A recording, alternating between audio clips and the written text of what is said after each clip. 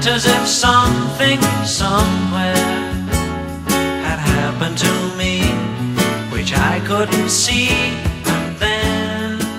Muy buenas noches. Iniciamos una nueva época en el año 2020 ya con Conociéndonos, tercer año en el aire de Canal 7 Cablevisión con Producciones del Sur.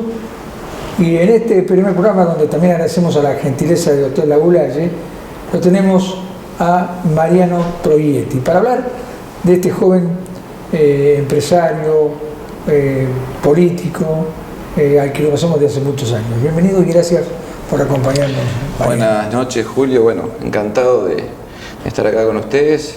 Gracias a la invitación, a la Producciones del Sur, a vos. Así que bueno, un gusto estar acá. Lo mismo para nosotros. Arrancamos un nuevo ciclo con tu presencia en esta noche.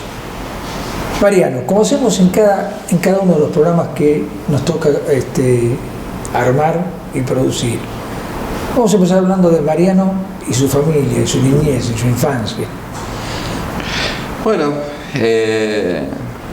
digamos, si querés te puedo contar cómo irnos un poco más para atrás, porque es lindo esta parte de la historia de cómo llega la familia Proietti a la Baulalle, ¿no? O sea, sobre todo mi abuelo, que es obviamente el portador del apellido, él era de la Paternal, de Buenos Aires, hijo de un zapatero, clase trabajadora, y en el barrio, en la Paternal, se empieza a ver, se enamora de mi abuela en ese momento, y mi abuela vivía con su hermana mayor, que su hermana mayor se había casado con alguien de la aristocracia, alguien de poder en esa época. Estamos hablando, por decirte, no sé bien el año, pero habrá sido por el 30, por 1930, por 1940, por esa época, donde había una gran brecha entre la clase alta y la clase más baja, donde en materia de educación, acceso a distintas cosas. En esa época no querían, incluso los padres o la gente que vivía con ellos trataba de influir demasiado en las relaciones de pareja para con sus hijos o quienes tenían a cargo. Así que bueno, no querían que se vean. Mi abuela en esa época tenía una especie de vigilancia, la monitoreaban, gente que la estaba monitoreando porque había ciertos riesgos. Estamos hablando de que pertenecía a un extracto de la sociedad más pudiente. Y se veían escondidas, y mi abuela dejaba pinturitas en un lugar, entonces ellas escondidas en un tapial de un barrio de la Paternal, entonces donde salía de la casa como quien va al almacén y salía casual, pero en el medio se producía como para verse con mi abuelo, y todo eso va transitando hasta que llega un momento que a mi abuelo en esa época le sale la oportunidad de trabajo en el ferrocarril, que es la explicación de por qué se van desarrollando o se desarrollaron estos pueblos en el interior de la mano del ferrocarril, y le sale un traslado para Caucete, San Juan, un lugar que en esa época, ya hoy por hoy es agreste, es lindo, pero en la provincia de San Juan, viste, tiene esas particularidades. Y bueno, desde la Paternal Buenos Aires a San Juan en Caucete, a trabajar en el ferrocarril, le propone a mi abuela escaparse prácticamente, irse juntos. Y bueno, no se podía ni mencionar eso en la casa de mi abuela, y decide escaparse literalmente. Le avisa a la hermana y le dice: mira, me voy detrás de este amor, es lo que siento, bueno, no digas nada, me voy. En esa época, olvídate de televisión, olvídate de celulares, olvídate de todo. Y llegan, para mi abuela era toda una decisión, ¿no? El valor de dejar todo lo material de lado, todas las comodidades de lado que tenían, las que vos te imagines. Mi abuela en esa época ya iba a clases de piano, por ejemplo, sabía hacer costura de alta costura, bueno, una serie de cursos que tenían accesos a esas clases sociales. Se va a Caucete y a una casa de adobe, piso de tierra, y no había nada. Y mi abuelo era ferroviario, pero no estaba nunca, porque tenía que estar arriba del tren y volvía los fines de semana. Bueno, esa vida, por amor, digamos, eligió mi abuela. Y le sale un traslado a un colega, un compañero de trabajo de mi abuelo, para la Boulaye.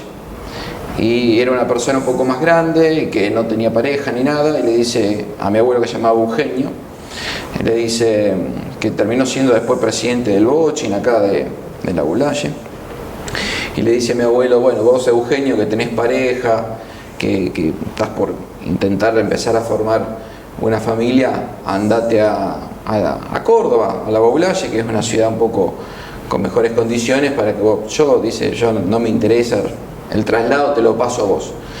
Y bueno, mi abuelo aceptó ese traslado, que se lo termina dando un compañero, y así llegan a la Boulaye, mi abuela y mi abuelo, los Proietti, llegan a la Boulaye de esa manera, a radicarse en lo que siempre fue el barrio ferroviario, en la calle Alvear, en esa zona donde estaba la mayoría de los ferroviarios. Y después, bueno, mi abuelo pudo hacer cierta carrera dentro del ferrocarril, llegando a ser instructor de máquina y demás.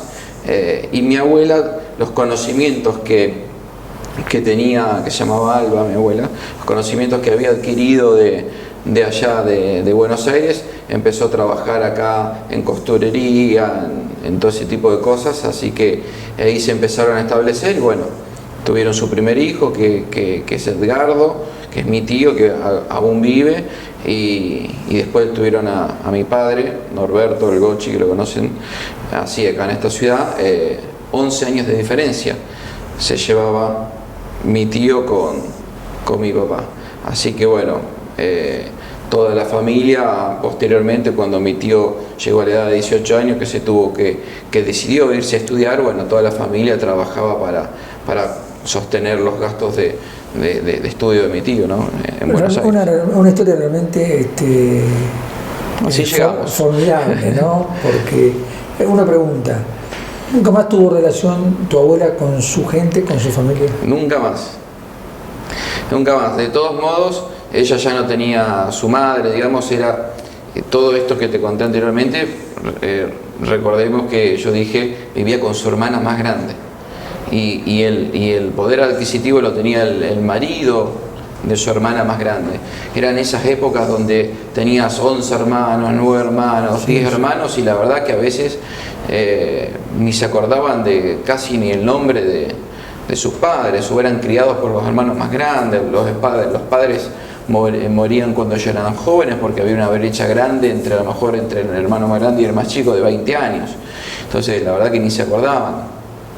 Así que bueno, así es como llega esta familia de inmigrantes italianos, claramente, ¿no? O sea, mi abuelo ya era nacido en Argentina, pero sus padres eran todos italianos, que habían venido en la Primera Guerra Mundial. En el año 1910, 11 ya estaban todos acá en Argentina, eran de esa camada de inmigrantes que llegaron. Hablabas de tu tío, que vive aún, me decías, hablamos de tu padre, que tuvo un pasado bancario.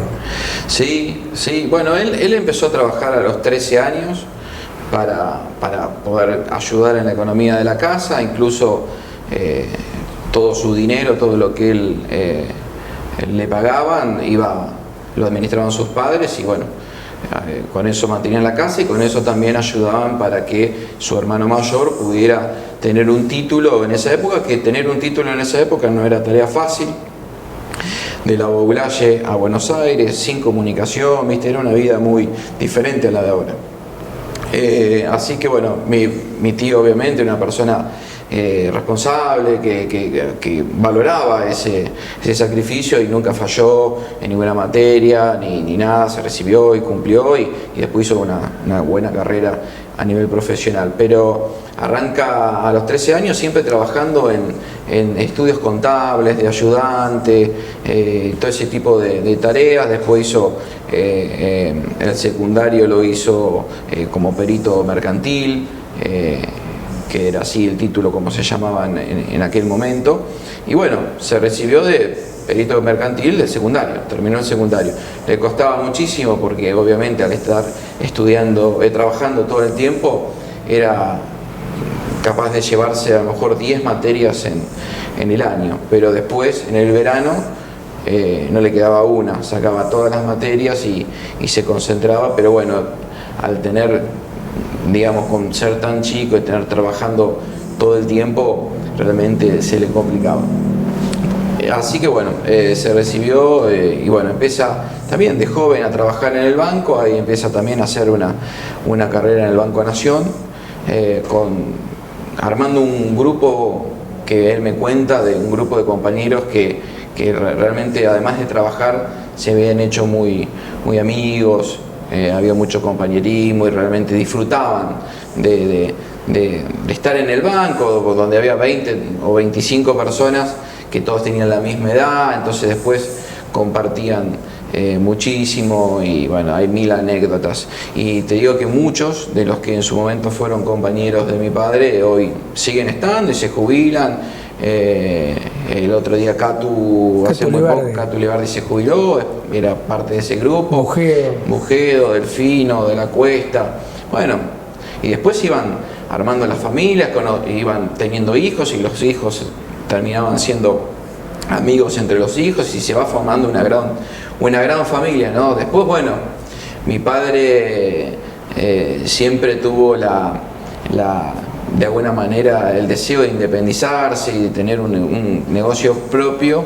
Entonces, bueno, lo que sucedió es que él en el garage de la casa de sus padres, o sea, en la casa de mis abuelos, en la calle Alvear, empieza a traer alambres para el campo a través de un contacto, de un proveedor que tenían, que era de Río Cuarto.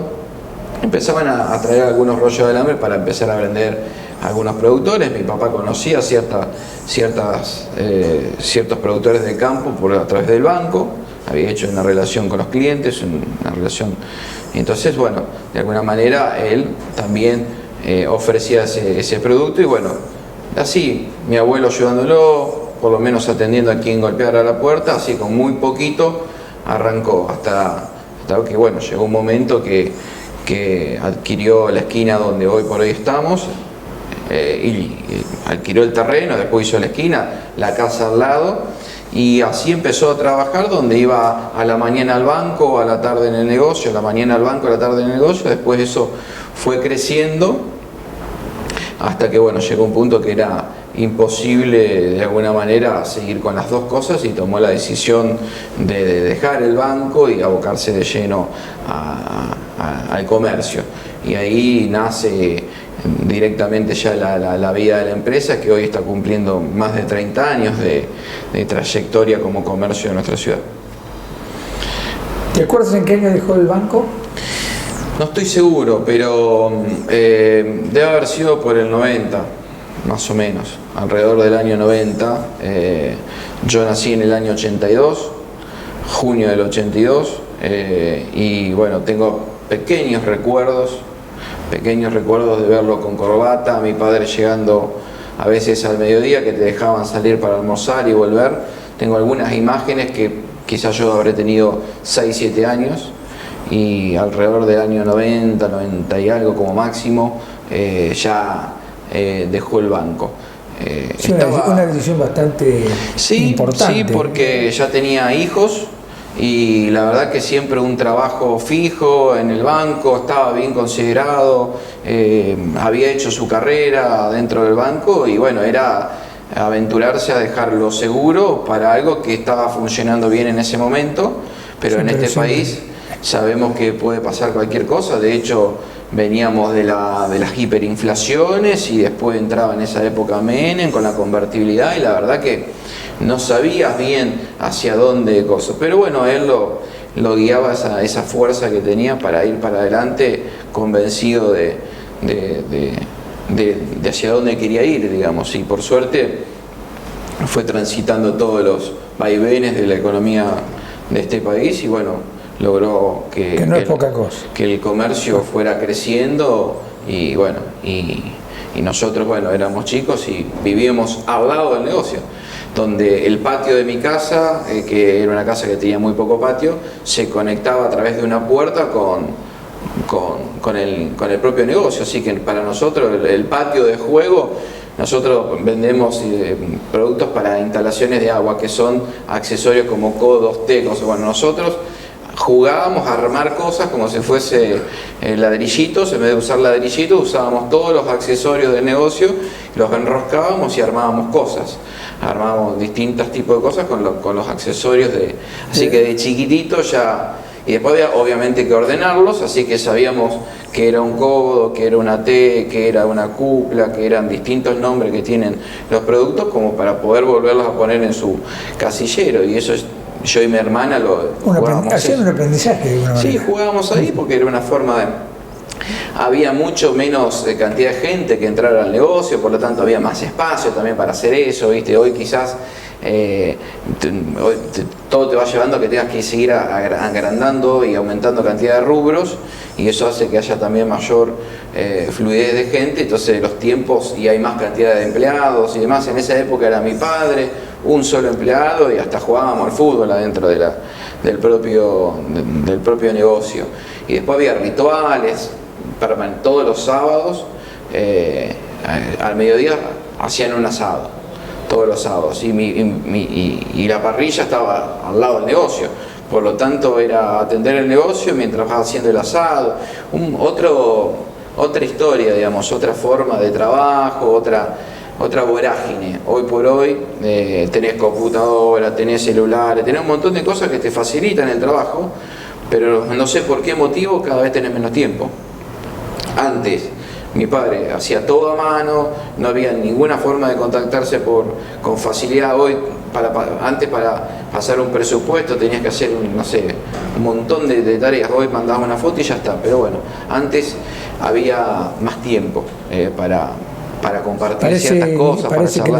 Pareciera que no debiera ser así, pero es así. Claro, pareciera que deberíamos tener cada vez más tiempo, producto de la tecnología, pero cada vez tenés que trabajar más para poder mantener las estructuras que hoy que supiste heredar o que creaste.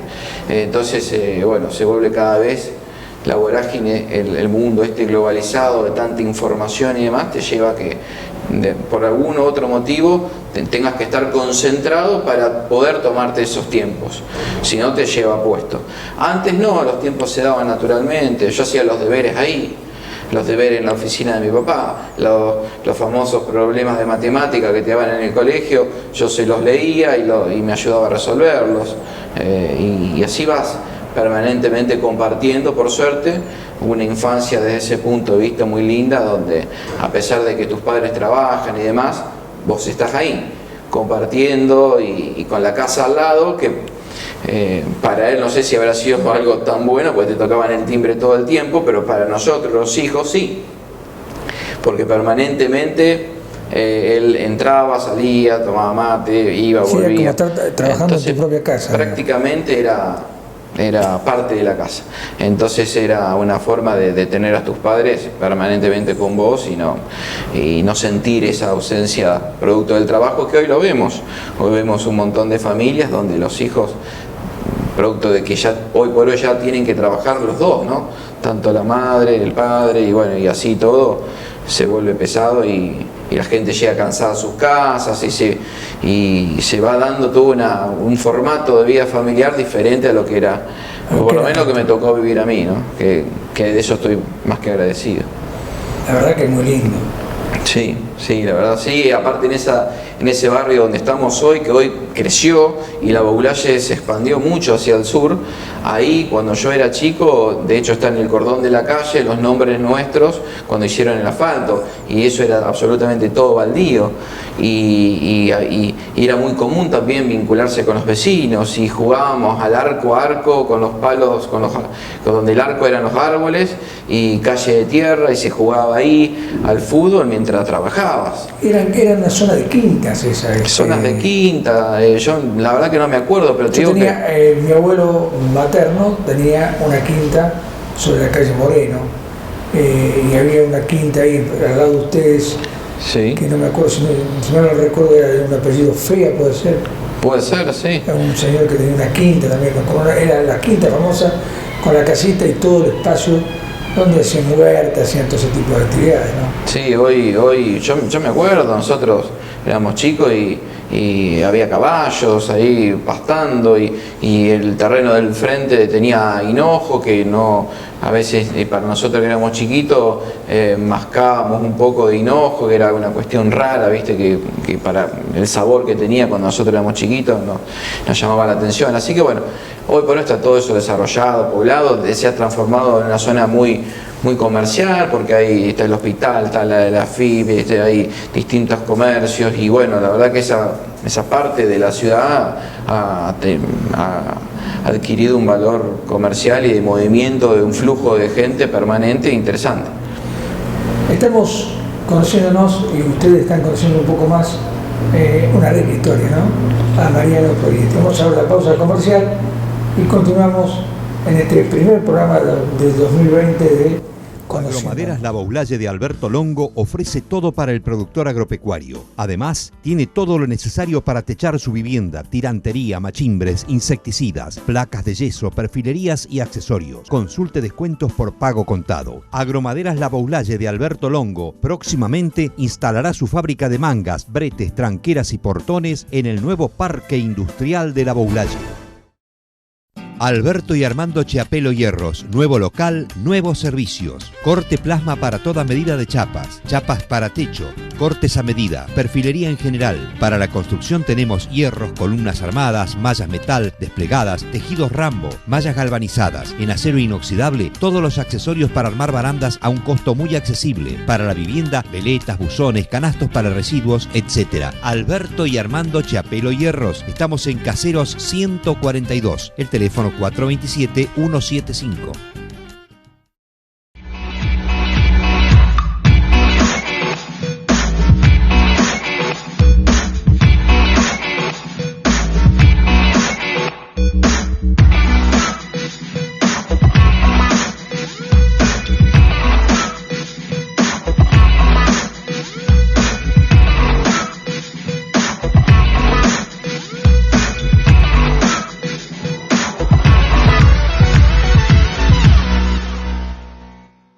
Continuamos conociéndonos en el primer programa del año 2020 con Mariano Proietti, que ya nos ha contado una rica parte de la historia de su vida, de su familia, de sus abuelos. Y ahora vamos a preguntar por la infancia en cuanto a lo que es el colegio, la educación.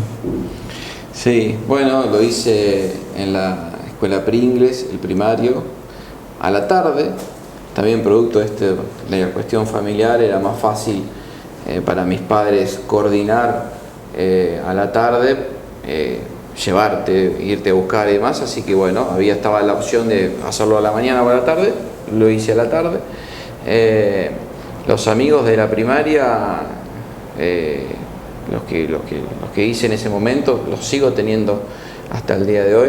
Eran chicos del barrio o no, pero muchos sí eran del barrio y los sigo frecuentándolos y con frecuencia y nos hablamos, así que bueno, la Pringles, cuando en esa época, bueno, era hasta séptimo grado, el sistema educativo te tocaba hasta séptimo grado, la verdad que, bueno, los mejores recuerdos de ese patio que tiene la Pringles, ahí techado y también el patio de afuera. Nosotros somos de la generación que nos tocó vivir el principio de esta nueva era de la educación. Nosotros no teníamos inglés, no teníamos computación, no teníamos todas esas materias que habitualmente hoy tienen, y cuando ya no estábamos por ir del primario, armaban la sala de computación. Habremos tenido un año como máximo, el último año nos tocó la sala de computación, donde bueno, era toda una novedad realmente manejar un mouse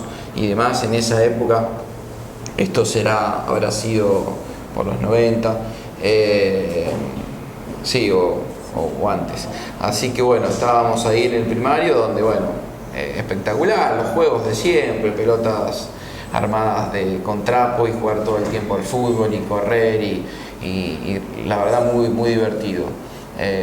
no tener la tecnología que tienen los chicos hoy, no existía PlayStation, no existía nada. Entonces todos los juegos eran así, al aire libre, en el barrio lo mismo, era todo el tiempo con pasto en las rodillas, fútbol y los parches, los pitucones, no sé cómo se llamaban, los parches en las rodillas de los joggings permanentemente, ¿viste? Así que en esa época se remendaba la ropa y todo. Así que bueno, una infancia llena de juegos que tenían que ver con eso, ¿no? Con lo físico, con trepar, con saltar. Que no sé correr. si era mucho más bueno que lo de ahora, ¿no? Yo la verdad que lo disfruté mucho, estoy feliz de haber sido de esa generación de la inventiva. No teníamos nada ya que venga hecho.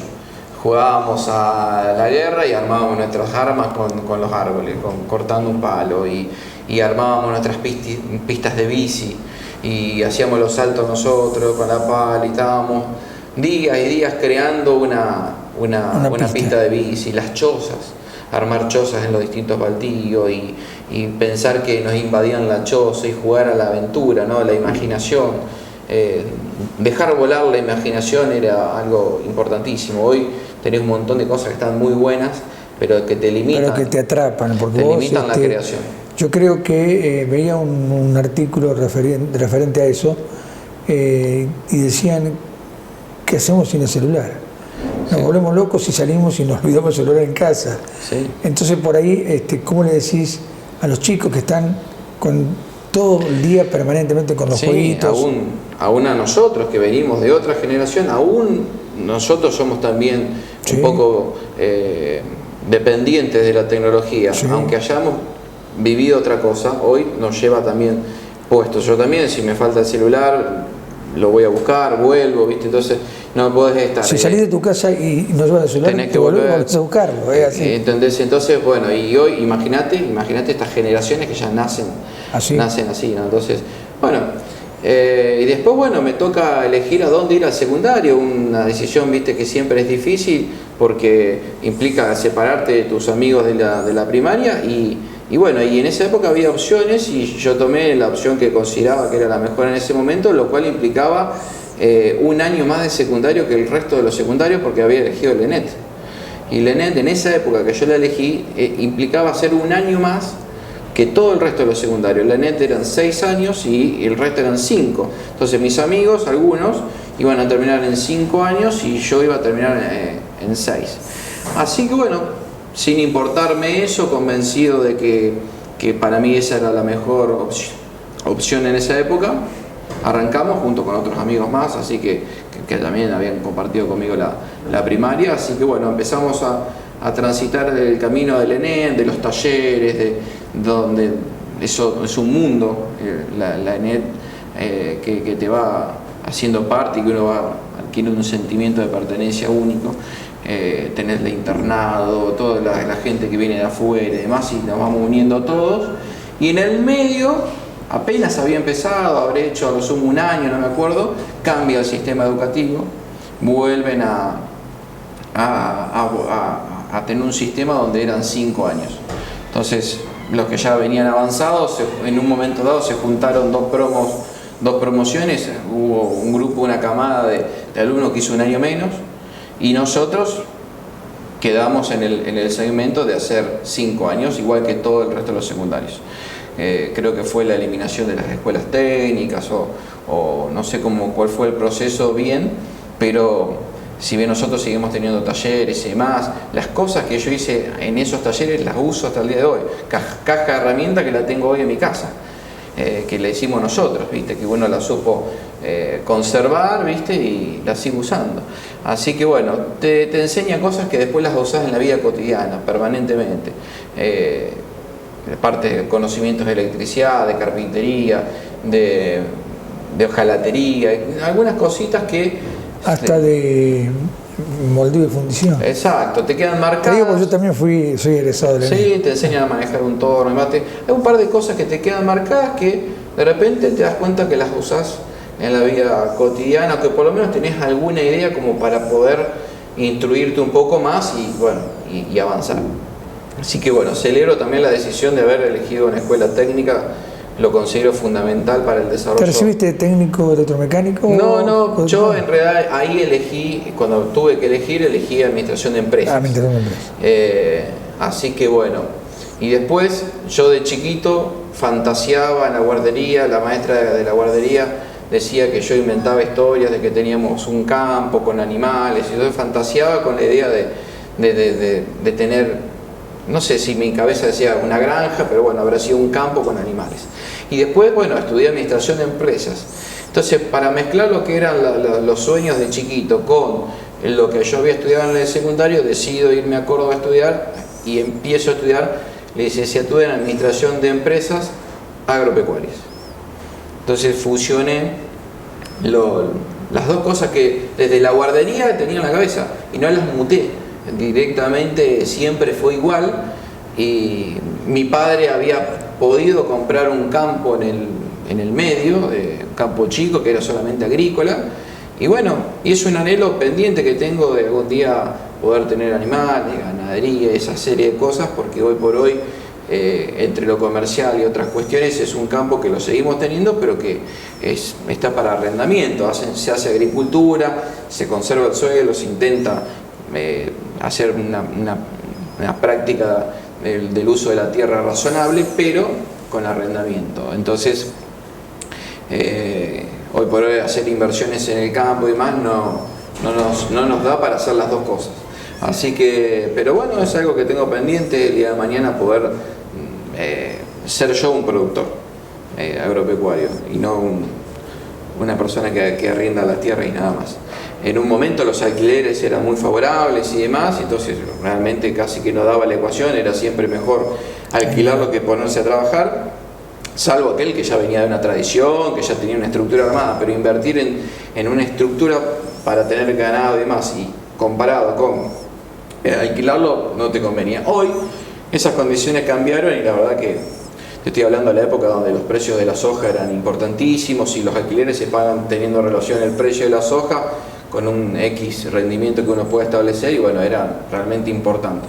Pero hoy no, hoy ya es un inmueble, es una propiedad que te deja una ganancia, pero que no es tan significativa, y que si uno pudiera sería conveniente producirlo, ¿no? Si las condiciones para producir son las que uno pretende, de cierta previsibilidad, que bueno, que hoy quizás tampoco estén, ¿no? Pero bueno, así que uno va esperando y bueno, ojalá que algún día se cumpla ese sueño que tengo de poder ser un productor.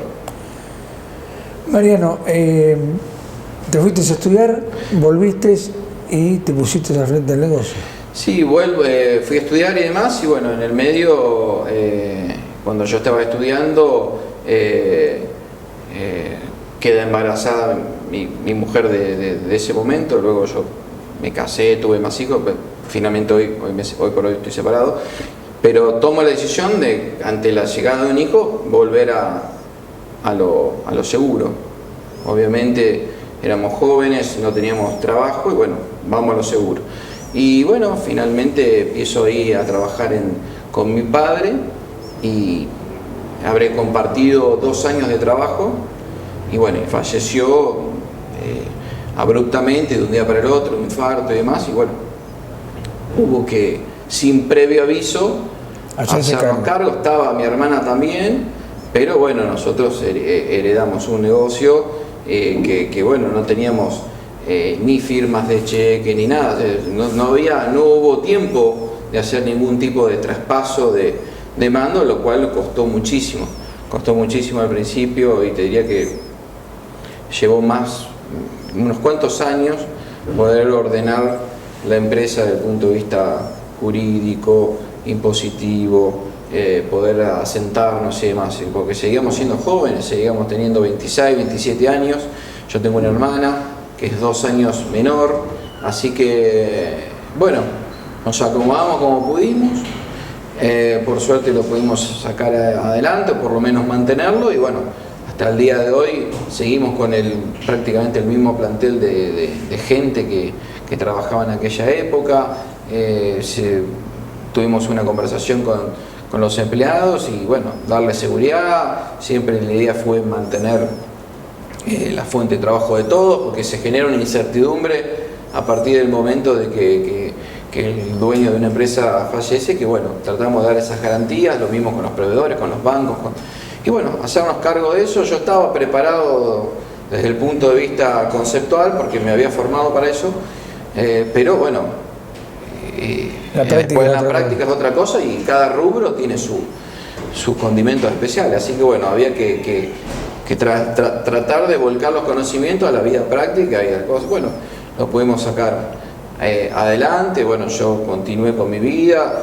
Bueno, hoy por hoy tengo 3 hijos, ya la más grande tiene 13 años, yo actualmente tengo 37 años y bueno, tengo Valentina de 13, Renzo de 10 y Martina que está por cumplir 4 ahora en días, 4 años.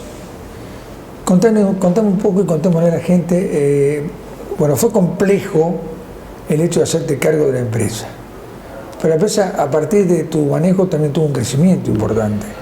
Sí, incorporamos rubros y bueno, hubo que buscarle la vuelta a la coyuntura y a lo que te va proponiendo el mercado, también lo que te van proponiendo tus competidores, ¿no? O sea, como ellos se van moviendo también obliga a hacer algunos movimientos también y bueno, concentrarnos en eso.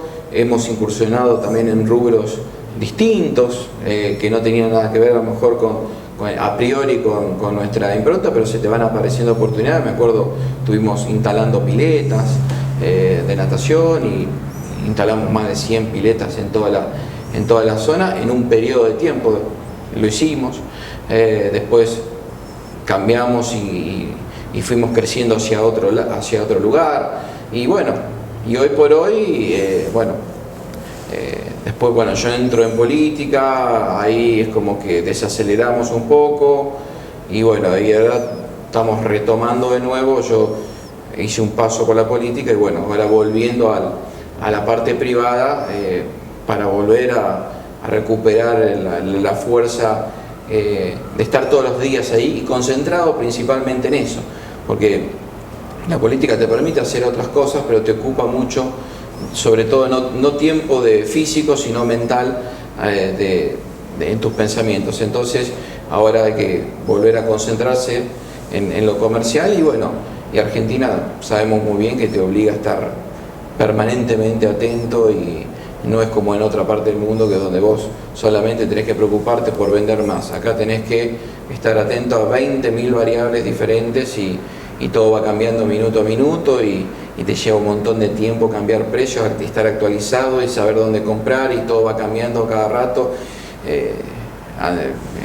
Yo me imagino un comercio en otro lugar donde es automático, compras al mismo proveedor y se terminó. Acá hay veces que el proveedor más barato pasa un mes y termina siendo el más caro y el que no le comprabas es el más barato y tenés que estar todo el tiempo manejando continuamente, estar atento. En tu rubro hay mucha competencia, ¿no? Sí, sin duda, sí, hay mucha competencia, hay trabajo para todos, esto es cierto, cada cual tiene sus clientes, entre los distintos corralones que hay acá en la Boulaye, cada uno se distingue por algo. Nosotros estamos más inclinados también, seguimos manteniendo la tradición del comienzo del negocio, que era estar vinculados a la parte de venta de artículos para el campo. No es solamente un corralón que vende materiales para la construcción, sino que vendemos artículos rurales, todo lo que sea para el manejo de lo que es la ganadería principalmente, aguadas, molinos, tanques, bebederos y todo eso, bolleros, bueno, todo ese tipo de actividad que la venimos de tradición sosteniendo, manteniendo y que estamos muy identificados en la zona con ese rubro. Y lo otro se incorpora, lo de materiales de construcción surge a partir de que mi viejo se lanza a hacer un barrio, el barrio de las 55 viviendas de la Boulaye, que queda en la calle Sancochi al fondo. Es un barrio que lo hizo de cero completamente la empresa Marglass. La adjudicataria fue otra empresa, pero subcontrató a Marglass y hizo absolutamente todo. Y de ahí surge que hayamos empezado con los materiales de construcción. Hasta ese momento no vendíamos ni cemento, ni bloc, ni nada. Ese es el por qué tenemos un corralón de materiales de construcción. Surge a través del barrio, que mi viejo se lanza a concretar esas 55 viviendas. ¿Que las construyeron ustedes? Sí, sí. Mi padre se ocupó de los materiales, la contratación del personal, el manejo de todo. Económicamente no salió bien, porque obviamente la falta de experiencia y después una serie de cosas que sucedieron no terminó siendo algo que lo favoreciera. Mi viejo en ese momento perdió todos sus ahorros. Bueno, hubo unas estafas en el medio, pero no importa. Todos sus ahorros. Y lo único que quedó es decir, bueno, ahora ¿qué tenemos de todo esto? Bueno, tenemos un corralón de material de construcción. Y ahí surge Marglass como corralón de material de construcción. Eso es en el año 2000, ponele. 2000, 2001. Lo único que nos queda es todas las carpetas abiertas en los proveedores y bueno, y lanzados en lo que es material de construcción. Pero ese fue el comienzo, no fue una cuestión positiva, fue una cuestión casi de supervivencia, decir, bueno, ahora...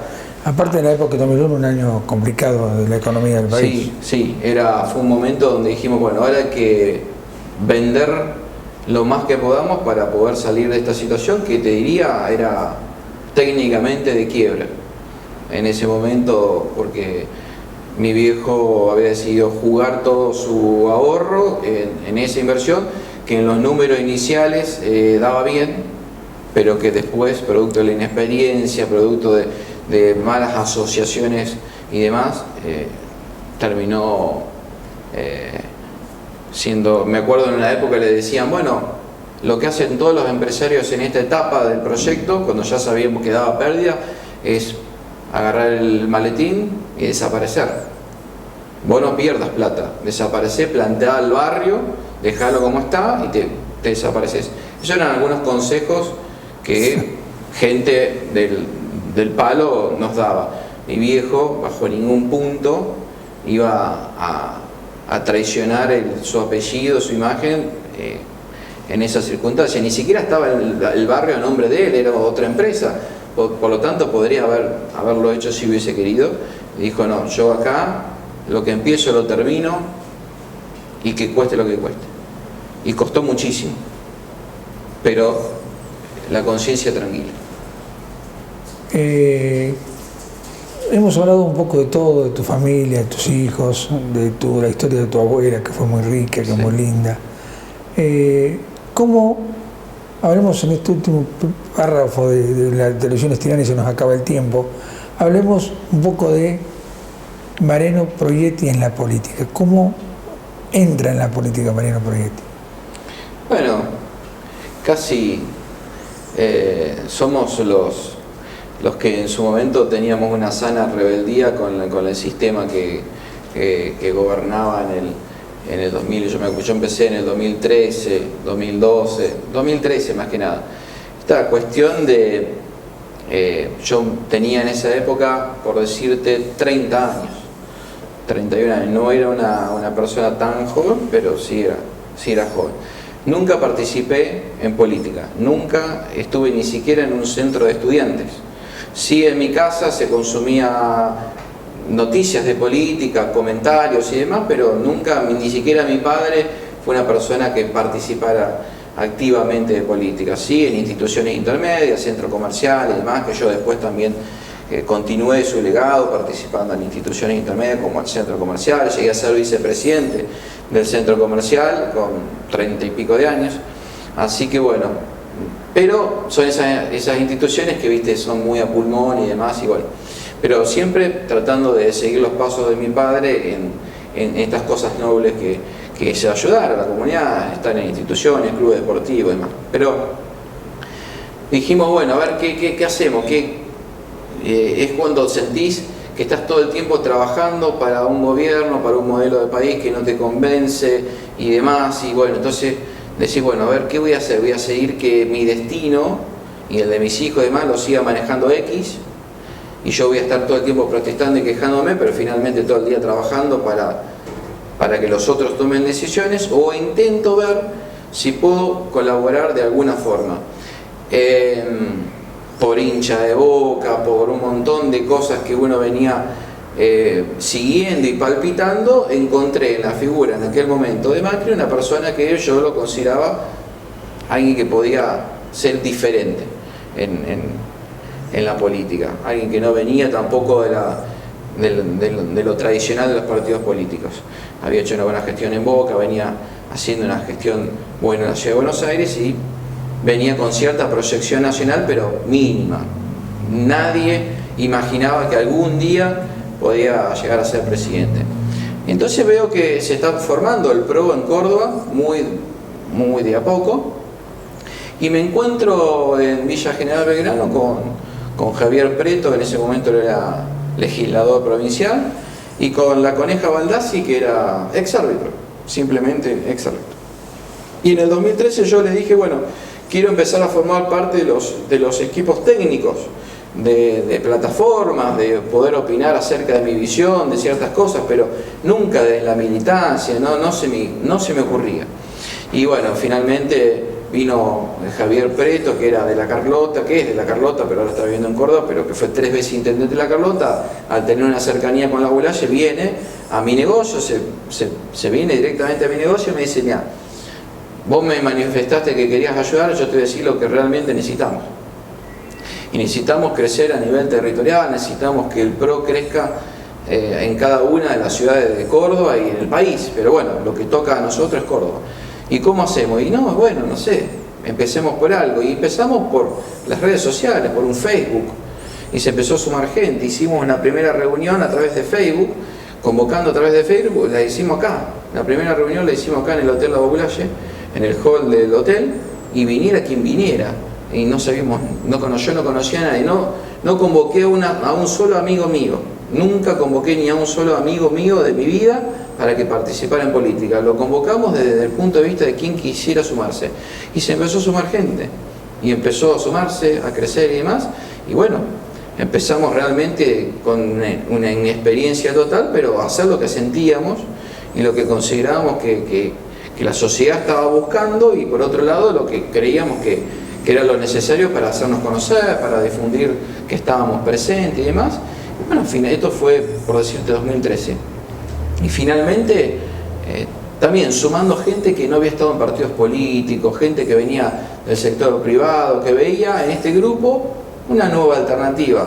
Hicimos algo que hacía mucho tiempo no se hacía en la Bulaye, que era conformar un partido nuevo, pero con alcance nacional, con alcance provincial.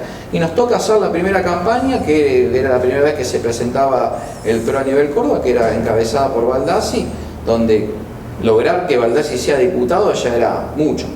Y bueno, no solamente lo logramos, sino que casi se logra un segundo diputado, y eso fue en el 2013, y ya en el 2015 se empiezan a dar una serie de cosas a nivel nacional y terminamos formando parte de una campaña nacional y estando en Córdoba, que fue la provincia que logró hacer su mayor aporte para que Macri sea presidente.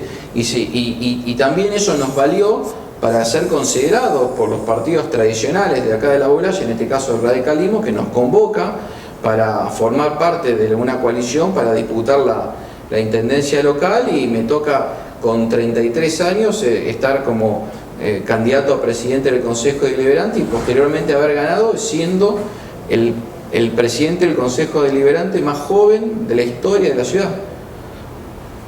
Quizás hubo algunos otros concejales más jóvenes, pero presidente del Consejo Deliberante no hay registro de que alguien que haya sido más joven, lo cual era todo un desafío. Yo no tenía experiencia y tenía 33 años cuando me toca asumir esas funciones. Y bueno, un paso por la política y un paso por la vida pública, digamos, la cual estoy orgulloso, porque en estos 4 años de gestión que tuvimos anteriormente y se hicieron transformaciones importantes para la ciudad, crecimos, y le permitió también al intendente actual renovar la confianza, la aceptación de la gente, y hoy esa gestión continúa. Y yo previamente había tomado la decisión de decir, bueno, yo siempre lo dije, yo quiero hacer un aporte y darle lugar a otros y bueno, volver a lo privado. Yo también creo en esa forma de hacer política, donde llega un punto que a veces cuando ingresás al sistema de poder, al sistema político y demás, quizás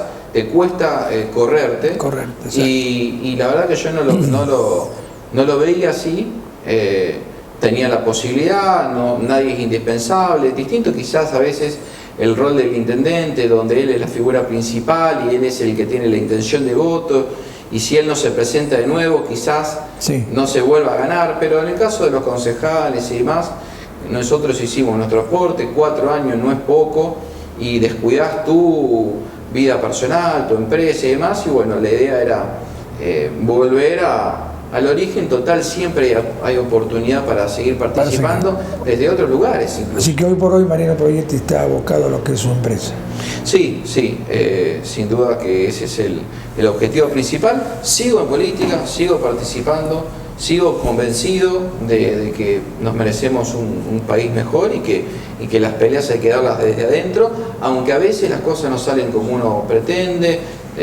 Tenés diferencia a veces con tus propios líderes, con la gente que encabeza los partidos, pero creo que es parte del ejercicio de la democracia, que es sin duda el sistema que tenemos que seguir defendiendo, la república, los valores, empezar a hacer algo, ¿viste? Yo cuando pienso, digo, bueno, yo quiero que mis hijos algún día digan que hice un esfuerzo, aunque sea, aunque no lo vea, hice un esfuerzo por dejar una sociedad mejor, donde no tengamos esta crisis que a mi modo no es solamente económica, sino de valores. Así que bueno, trabajar para eso. Un tiempo, lo que me salga. Yo creo que ya hice un aporte y que es importante. Mariano, el tiempo en televisión es tirano, se acorta, se agota, así que te tengo que despedir, tengo que agradecerte nuevamente que nos haya acompañado en este primer programa del año 2020. Nos encontramos nuevamente el próximo viernes para una nueva edición de Conociéndonos. Muchas gracias, Mariano Proietti. Bueno, gracias Julio. Bueno, me sentí muy cómodo, se pasa el tiempo volando, podremos estar hablando un rato largo. Así que bueno, felicitarlos por el programa, por la iniciativa que vienen teniendo y que sigan los éxitos. Así que gracias. Muchas gracias.